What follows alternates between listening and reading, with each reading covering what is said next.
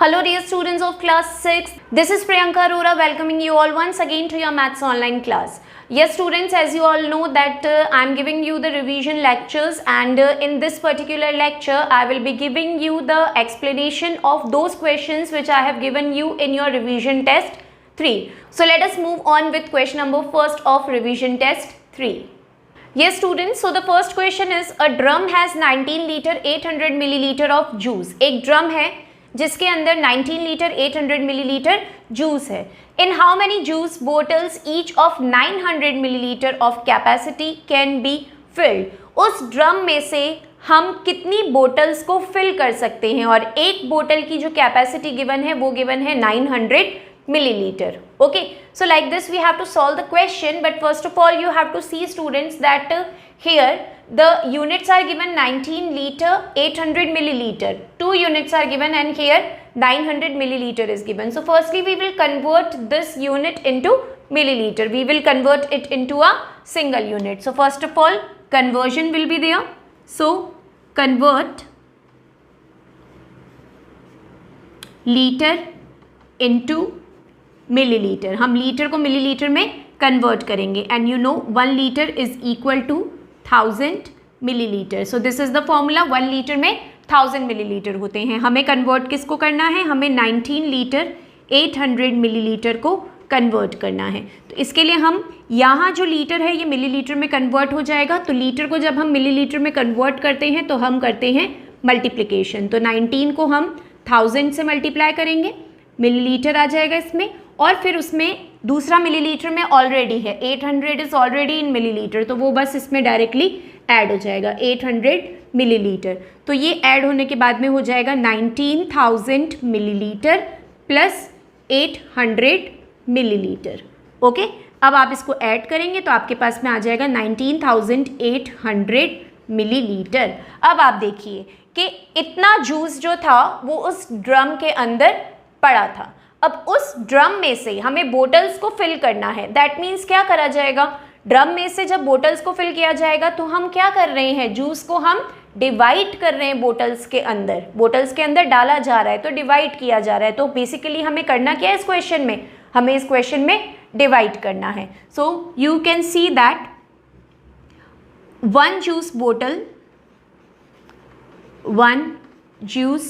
Bottle can hold. एक juice बोतल के अंदर कितना जूस आ सकता है? 900 millilitre of juice. Okay, 1 juice बोतल के अंदर 900 मिलीलीटर जूस आ सकता है. हमें क्या करना है? हमें बोटल्स फिल करनी है. तो हम यहाँ पे कैलकुलेट करेंगे number of bottles can be filled from 19,800 millilitre of juice. Total इतना जूस था, 19,800 मिलीलीटर जूस था. इससे हमें क्या करना है? हमें बोटल्स को फिल करना है. दैट मीन्स हम क्या करेंगे? जूस को हम डिवाइड करेंगे. तो ये जो 19,800 मिलीलीटर जूस है इसको हम डिवाइड करेंगे 900 मिलीलीटर से. 900 मिलीलीटर से, सॉरी 90 मिलीलीटर से. The capacity no 900 millilitre only. So 900 millilitre से हम इसको डिवाइड करेंगे क्योंकि जो एक बोतल है उसकी कैपेसिटी गिवन है 900 मिलीलीटर. अब आप सिंपली क्या करिए? यहाँ पर आप इसको डिवाइड कर दीजिए. सो सी, जब आप इसको डिवाइड करेंगे 19,800 and outside you have to write 900. Okay, so 900 2 times is equals to 1800. Subtract it, so 1 8 and then double 0. Again 2 times is equals to 1800. So here we got 0 as the remainder. That means ये millilitre और millilitre cancel हो जाएगा तो हमारे पास में answer क्या बचा? 22 bottles. So this is the answer. That means ये जो 19 लीटर 800 मिलीलीटर जूस गिवन है ड्रम के अंदर, अगर हम उसको बोटल्स में डालेंगे तो टोटल कितनी बोटल्स फिल होगी 900 मिलीलीटर की कैपेसिटी वाली? So total 22 bottles will be filled from this much of juice. Clear students? Now see question number 2 is express the following ends mentioned in the bracket. अब जो भी जैसा भी given है हमें उस अकॉर्डिंग इसको सॉल्व करना है. लाइक ए पार्ट में गिवन है 75 इन रोमन न्यूमरल. हमें 75 को रोमन न्यूमरल के अंदर शो करना है कि कैसे लिखा जाता है रोमन न्यूमरल में. आप लिखेंगे पहले 75 को आप ब्रेक करिए. 75 को हम कैसे लिख सकते हैं 70 + 5. ओके, अब रोमन न्यूमरल में 70 कैसे लिखा जाता है आपको पता है. रोमन न्यूमरल में हम 50 को कैसे लिखते हैं, तो रोमन न्यूमरल में 50 को लिखा जाता है L. ओके, सो ये हो गया 50. अब हमें 70 लिखना है, तो 70 लिखने के लिए हम क्या करेंगे 2 x लगा देंगे यहाँ पर. सो 50 60 70 x मीन्स 10. ओके, तो ये हो गया 70. अब 5 कैसे लिखते हैं, so simple we will put letter V. So this is 75. Next B part D CC L X V and I in Hindu Arabic numeral. ये रोमन न्यूमरल में गिवन है, इसको हमें हिंदू अरेबिक न्यूमरल में नोट डाउन करना है. सो देखिए पहले आप लिखेंगे D CC L X V I. इसके नीचे आप इसकी वैल्यू लिख ली.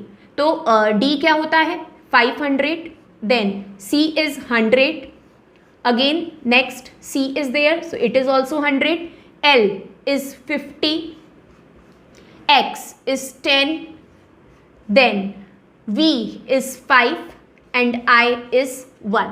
तो यहाँ पे हमने सबकी वैल्यूज लिख दी पहले.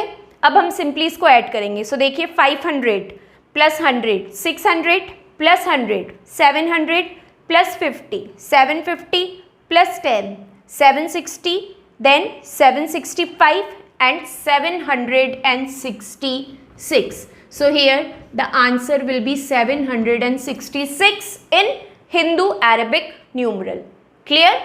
Yes students, see question number 3 is find the HCF of 48, 72, 96 by any one method from prime factorization and long division method. अब इस पर्टिकुलर क्वेश्चन में आपसे HCF पूछा गया है और बोला गया है कि आपको कोई भी एक मेथड फॉलो करके और HCF कैलकुलेट करना है. या तो आप प्राइम फैक्टराइजेशन मेथड यूज में लीजिए या फिर आप लॉन्ग डिवीजन मेथड यूज में लीजिए. मैं यहाँ पर आपको दोनों मेथड समझा रही हूँ, आपको जो भी इजी लगे आप उसको फॉलो करेंगे. ठीक है, तो पहले है प्राइम फैक्टराइजेशन मेथड. तो यहाँ पे मैं आपको पहले प्राइम फैक्टराइजेशन मेथड से एक्सप्लेन कर रही हूँ. उसके लिए हम क्या करेंगे, जो भी तीनों नंबर्स हैं उसका हम पहले separately prime factorisation find out करेंगे. तो पहले हम 48 का प्राइम फैक्टराइजेशन फाइंड आउट करते हैं. 2 2s are 4 and 2 4s are 8, then 2 1s are 2 and 2 2s are 4, again by 2 2 6s are 12, 2 3s are 6 and then 3 1s are 3. Okay, 48 का prime factorisation आ गया. अब मैं यहाँ पर 72 का प्राइम फैक्टराइजेशन निकाल रही हूँ. 2 3s are 6, 2 6s are 12, then 2 1s are 2, 2 8s are 16, then 2 9s are 18, then 3 3s are 9 and then 3 1s are 3. Okay, and then finally we will find the prime factorization of 96. So 2 4s are 8, then 2 8s are 16, 2 2s are 4 and 2 4s are 8, 2 1s are 2 and 2 2s are 4, then 2 6s are is 12, 2 3s are is 6 and then 3 1s are is 3.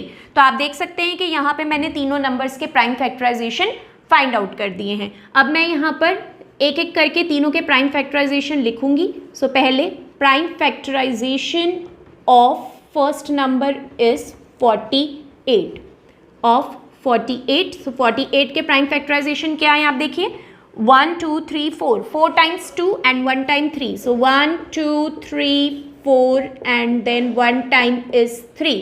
Then prime factorization of 72. So now I will be writing prime factorization of the next number, that is 72, is equal to, so it is what, 3 times 2 and 2 times 3. So it will be 2 into 2 into 2 into 3 into 3. Okay, then finally the prime factorization of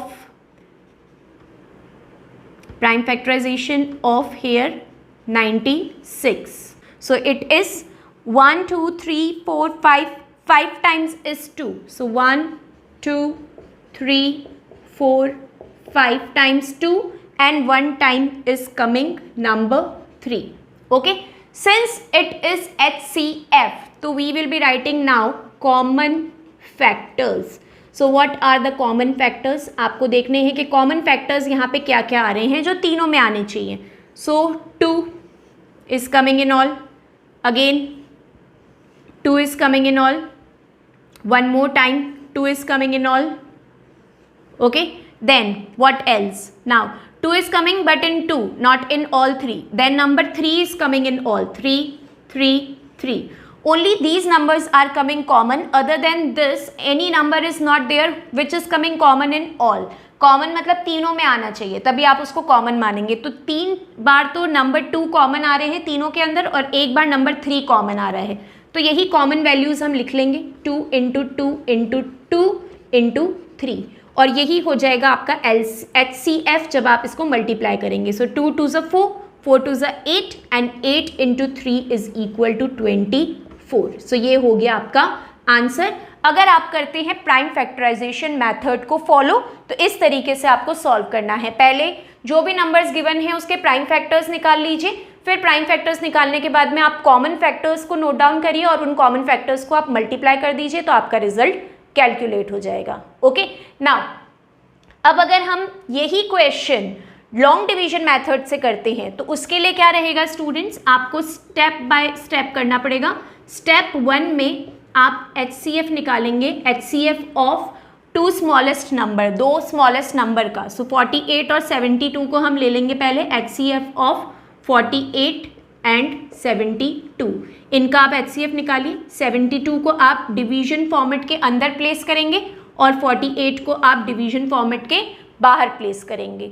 अब आप divide करिए. 48 की table में 72 से छोटा number 48 ही आता है 1 time. सो 48 1 ज़ा इज 48, क्योंकि आप 2 टाइम करेंगे तो आ जाएगा यहाँ पे 96 जो कि ग्रेटर हो जाएगा, तो हम 1 टाइम लेंगे. सो 12 - 8 4 and 6 - 4 is equals to 2, 24.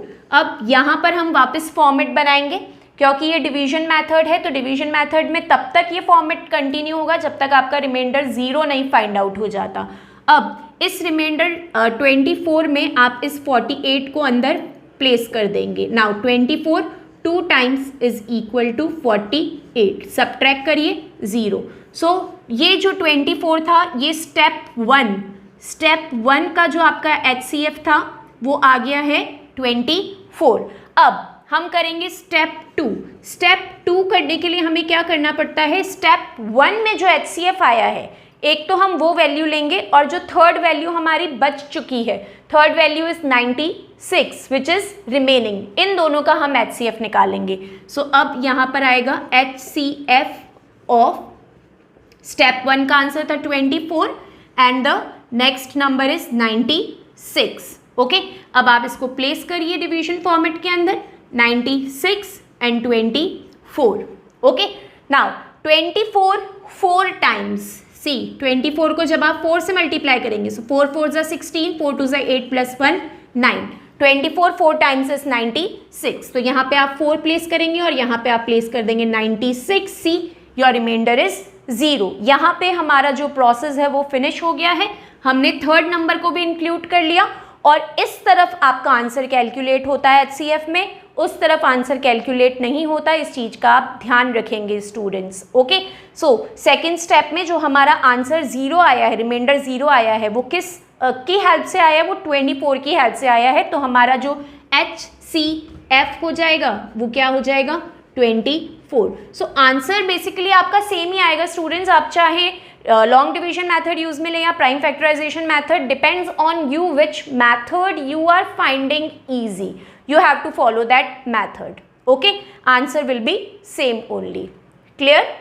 Yes students, see now question number 3 is having B part also, and in B part we have to find the LCM of 25, 30, 40 and 75 by division method.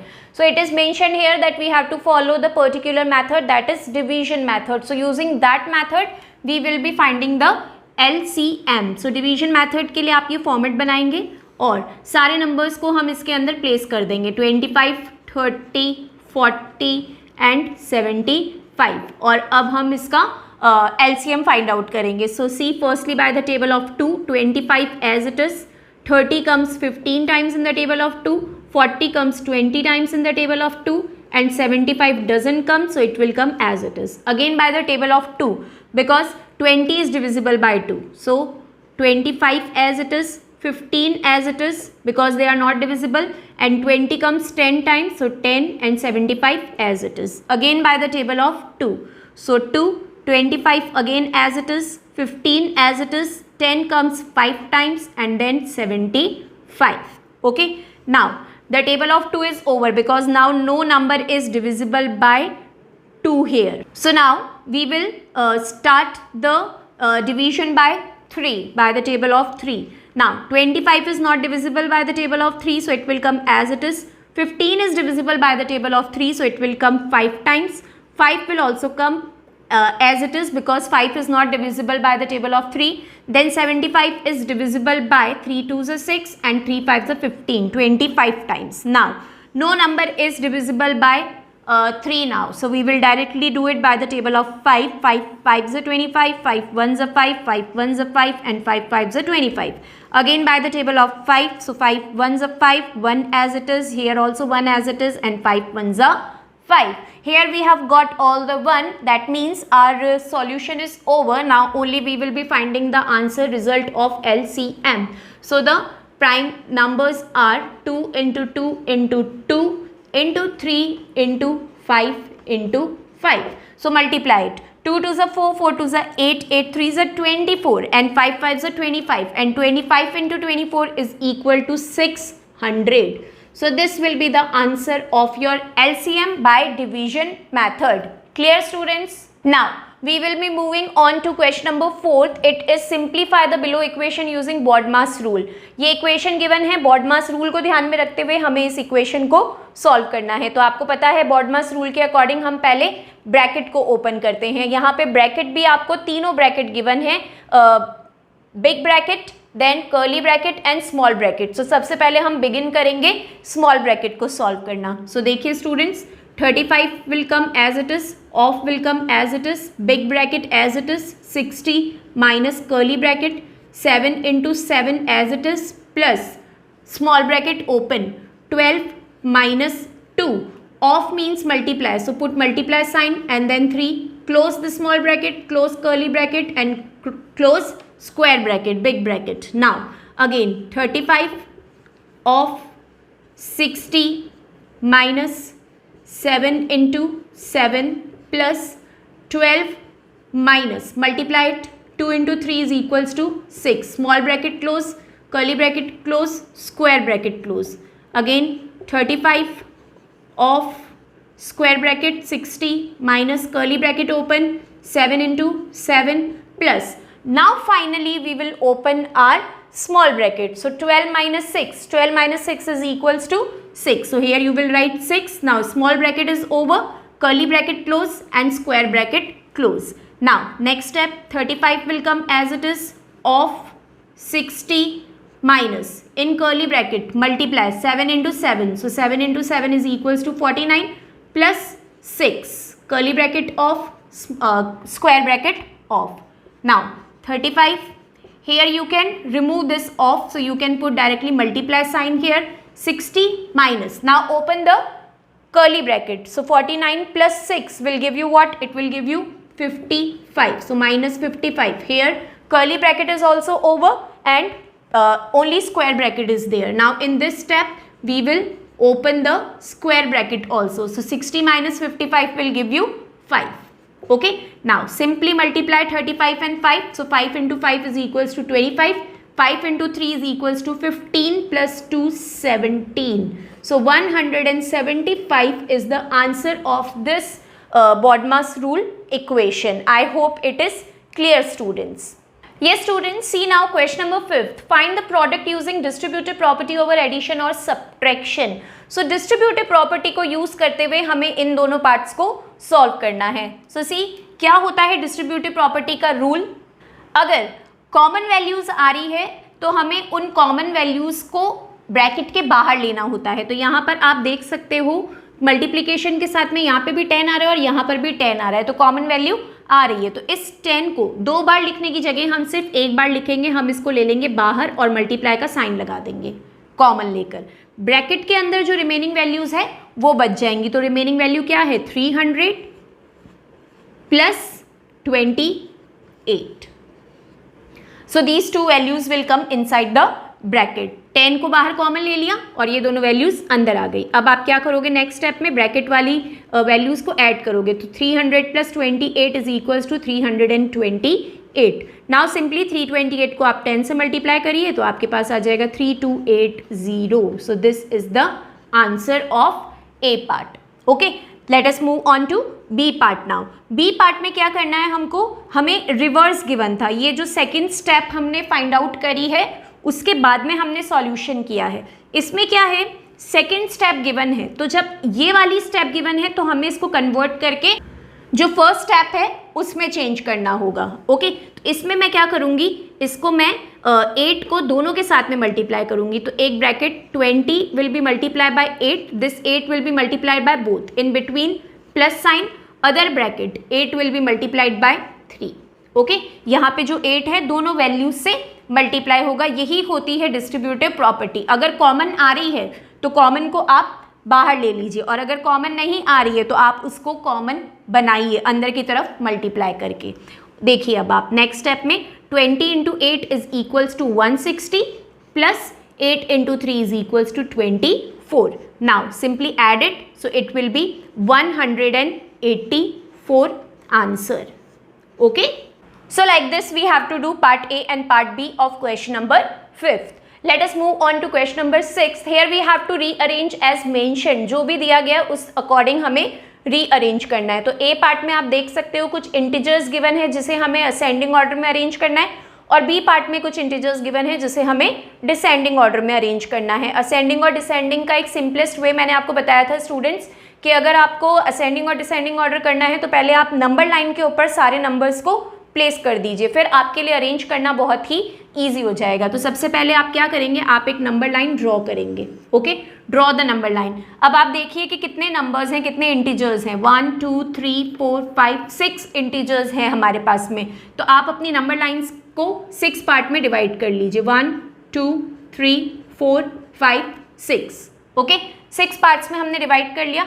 अब आप देखिए negative number, तो negative में सबसे पहले क्या number आएगा, -10। Counting के अकॉर्डिंग चलेंगे तो सबसे पहले क्या आएगा अगर नेगेटिव साइड में, -10। -10 के बाद में क्या आएगा, -35, तो ये भी हमने पुट कर दिया। और -35 के बाद में क्या आएगा, -121। इस तरीके से हमने नेगेटिव साइड प्लेस कर दी। इसी तरीके से हम पॉजिटिव साइड प्लेस करेंगे। तो पॉजिटिव में है 21, 211 एंड 110। तो इन तीनों में से सबसे पहले प्लेस होगा 21, उसके बाद में प्लेस होगा 110 और सबसे लास्ट में प्लेस होगा 211। काउंटिंग आपको आती है स्टूडेंट्स, तो काउंटिंग की सीक्वेंस के अकॉर्डिंग ही आप इसको नंबर लाइन के ऊपर प्लेस करेंगे। एक बार आपने नंबर लाइन के ऊपर प्लेस कर दिया तो फिर आपके लिए बहुत ही ज़्यादा सिंपल हो जाएगा इसको अरेंज करना। आपको इसको असेंडिंग ऑर्डर में अरेंज करना है। Ascending order you know, smallest to greatest. Number line पे यहाँ से जो नंबर होंगे वो सबसे छोटे होंगे और उस तरफ जैसे जैसे चलते जाएंगे ग्रेटेस्ट नंबर होंगे। तो हम यहाँ से इसको अरेंज करना स्टार्ट करेंगे। सबसे पहले आएगा -121, ये स्मॉलर होगा, इसका नेक्स्ट ग्रेटर होगा, तो आप लेस देन का साइन लगाओगे। -35, ये स्मॉलर, इसका next greater, so again less than, -10, less than 21, less than 110, less than 211। Simply आपको नंबर लाइन को देखना है और देख के उन नंबर्स को असेंडिंग ऑर्डर में अरेंज कर देना है। Same way we have to do the descending order. इसमें भी आप क्या करोगे, आप सबसे पहले एक नंबर लाइन ड्रॉ करोगे। नंबर लाइन ड्रॉ करने के बाद में आपको काउंट करना है कि कितने इंटीजर्स गिवन है क्वेश्चन में। सो सी 1 2 3 4 5 6 7 इंटीजर्स गिवन है, तो आप अपनी नंबर लाइन को 7 पार्ट्स में डिवाइड कर लीजिए। 1 2 3 4 5 6 7। हमने अपनी नंबर लाइन को 7 पार्ट्स में डिवाइड कर लिया। अब पहले नेगेटिव इंटीजर्स देखिए, -7 और -91 दो ही है नेगेटिव इंटीजर। सो -7 और -91 काउंटिंग के अकॉर्डिंग पहले -7 आएगा और फिर क्या आएगा, -91। तो इन दोनों नेगेटिव इंटीजर्स को हमने अरेंज कर दिया। बाकी के जो 5 होंगे वो पॉजिटिव होंगे।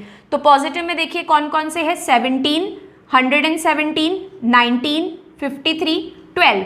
तो इनमें से सबसे पहले आ जाएगा 12, 12 के बाद में आ जाएगा 17, 17 के बाद में आ जाएगा 19, 19 के बाद में आ जाएगा 53 और सबसे लास्ट में आ जाएगा 117। अब हमने क्या करा, हमने हमारे सारे इंटीजर्स को नंबर लाइन के ऊपर प्लेस कर दिए हैं। क्वेश्चन में गिवन है that we have to arrange these integers in descending order. So आप बस सिंपली क्या करेंगे, डिसेंडिंग ऑर्डर पहले आप लिखेंगे और डिसेंडिंग ऑर्डर लिखने के बाद में आपको पता है स्टूडेंट्स के डिसेंडिंग ऑर्डर मतलब greater to smaller. Okay, greatest से स्मॉलेस्ट, तो ग्रेटेस्ट स्मॉलेस्ट आगे से शुरू होते हैं और ग्रेटेस्ट पीछे की तरफ से शुरू होते हैं। ओके, यहाँ पे जो इंटीजर्स होते हैं बैक साइड में वो ग्रेटेस्ट होते हैं और जैसे ही आप इस तरफ चलते जाते हैं वो स्मॉलेस्ट होते जाते हैं। तो हमें डिसेंडिंग ऑर्डर में करना है, तो सबसे पहले हम लिखेंगे 117 को, this is greater than 53, again greater than 19, greater than 17, greater than 12, greater than -7, greater than -91. So this is our answer of B part. Okay students, I hope question number 5th and question number 6th is clear to you. Yes, see students, now question number 7 is a fruit vendor sells mangoes at the rate of ₹78 for a dozen. एक fruit vendor ने mangoes cell करे हैं और 1 dozen mangoes ने 78 rupees में sell करे हैं। So how much needs to be paid for 40 mangoes, तो वो 40 मैंगोज कितने रुपए में सेल करेगा। तो ये यूनिटरी मेथड वाला क्वेश्चन है। सबसे पहले आप लिखेंगे 1 dozen is equal to 12 pieces. आपको पता है 1 डजन के अंदर 12 पीसेज होते हैं। That means cost of 12 mangoes, 12 mangoes उसने कितने रुपए में सेल आउट करे हैं, ₹78। 12 मैंगो 78 में करे हैं, तो हम यूनिटरी मेथड के अकॉर्डिंग नेक्स्ट स्टेप में 1 मैंगो की रेट निकालेंगे। तो कॉस्ट ऑफ 1 मैंगो की रेट निकालने के लिए 78 को हम क्या करेंगे, 12 से डिवाइड करेंगे। और क्वेश्चन में क्या पूछा है, 40 मैंगोज का पूछा है, तो कॉस्ट ऑफ 40 मैंगोज। और यूनिटरी मेथड में मैंने आपको बताया था सेकेंड स्टेप में डिवीजन होता है और थर्ड स्टेप के अंदर मल्टीप्लिकेशन होता है। सो 78/12 तो ऐसा ही रहेगा और इसको हम मल्टीप्लाई कर देंगे 40 से। सिंपली अब आप कैंसिल करिए, 6 की टेबल से कैंसिल कर दीजिए, 6 2 ज़ा 12, 6 1 ज़ा 6, 6 3 ज़ा 18, 2 1 ज़ा 2 एंड 2 20 टाइम्स इज 40। 13 और 20 को जब आप मल्टीप्लाई करेंगे तो आपके पास में आ जाएगा 260 रुपी। दैट मीन्स 40 मैंगोज की जो रेट होगी वो कितनी होगी, 260 rupee. Okay, see now the last question. It is the ratio of savings to expenditure of mister Ram is 5:7 per month. Mister Ram की सेविंग और एक्सपेंडिचर का रेशियो गिवन है, उनकी सेविंग का फिगर गिवन है 25,320 और पूछा जा रहा है कि उनका एक्सपेंडिचर क्या होगा। तो क्वेश्चन के अंदर जो इन्फॉर्मेशन गिवन है स्टूडेंट्स, पहले हम वो लिख लेंगे। तो हिज सेविंग, उनकी सेविंग कितनी गिवन है, सेविंग इज गिवन एज ₹25320, ये उनकी सेविंग है। एक्सपेंडिचर जो है वो क्वेश्चन के अंदर नहीं गिवन है और वो हमसे पूछा भी गया है, expenditure is the question mark.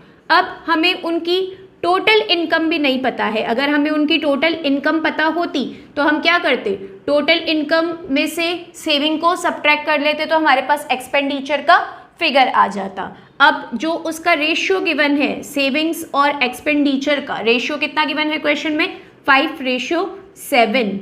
Next step में आप क्या करेंगे, सम ऑफ रेशियो निकाल लेंगे।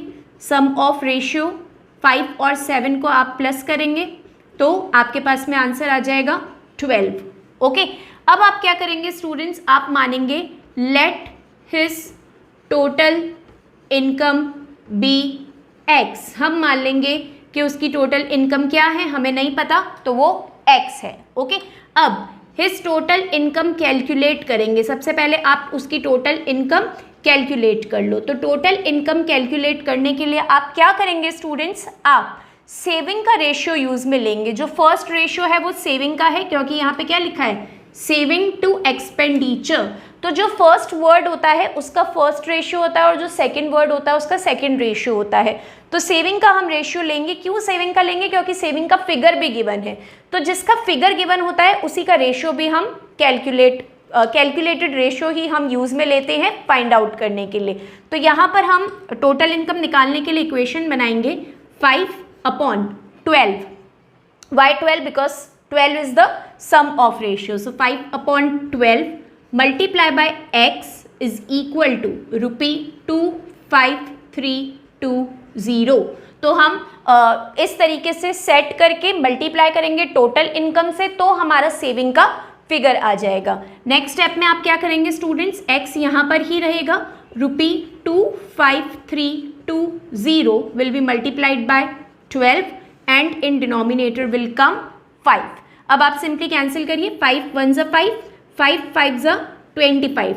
2 नंबर्स हम एक साथ ले रहे हैं तो 0 लगेगा, 5 6 ज़ा 30, 2 कैरी ओवर, 5 4 ज़ा 20। नाउ सिंपली आपको क्या करना है? आपको मल्टीप्लाई करना है 5064 को 12 से। So when you will multiply it you will gate 60768, that means 60,768. So this is the value of x and x we have taken the total income. That means उसकी जो total income आ गई वो कितनी आ गई? 60,768 रुपये। अब अगर हमारे पास में टोटल इनकम आ गई है तो हम इजीली एक्सपेंडिचर फाइंड आउट कर सकते हैं। So expenditure is equal to total minus saving. आप जब टोटल में से सेविंग को माइनस कर लोगे तो आपका एक्सपेंडिचर आ जाएगा। तो टोटल कितना था हमारे पास में? 60,768। इसमें से सेविंग कितनी थी? ₹25,320 rupees. Okay, now when you will subtract it you will get answer as 35,448, 35,448 rupee. So this is his expenditure. तो ये है उसका एक्सपेंडिचर जो हमने कैलकुलेट किया है इस क्वेश्चन में। ओके स्टूडेंट्स, यही पूछा गया था और ये हमने फाइंड आउट कर दिया है। So here I have given you the explanation of all the questions which I have given you in your revision test 3.